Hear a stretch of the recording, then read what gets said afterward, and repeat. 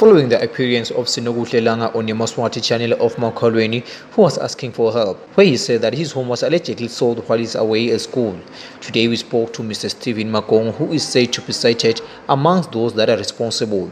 Magongo denied knowing Sinoguhle, and he said that there are papers proving who is the rightful owner of the homestead. Eqinisweni lonke nje leli jala elikhuluma angizange sengilibone emakholweni.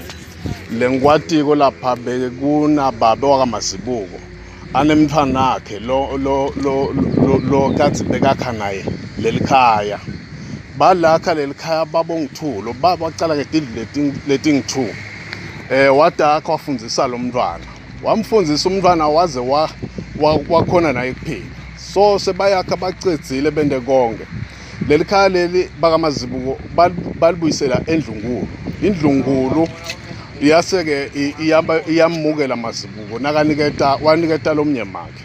So lo make lengeke ngithanze kumkhipha mhlambe igama lakhe. Lo make unemaphepha onke lachaza ukuthi likhaya walithola ngalokufanele futhi lenzaba yatekwa nakandaba zabantu wayijuba indaba zabantu washo ukuthi cha likhaya lakho Masibuko ngalokuphelele.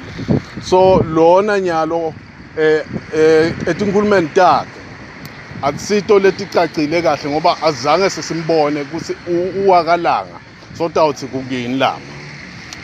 Lapha nje lesikwatiko sathi ukuthi Masibuko uqale yena walwa nebakamdluli bathi likhala la anduwabo.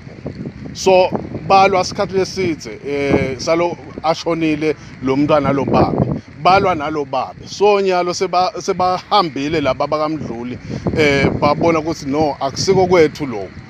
Nyalo ke sekubuyeke lo mntwana nakhona uchushwa abantu lebangakameli ukuthi bamchuphe. Reporting for your Maswati channel, I'm Gary Carlos with Justice Lamini Matapam.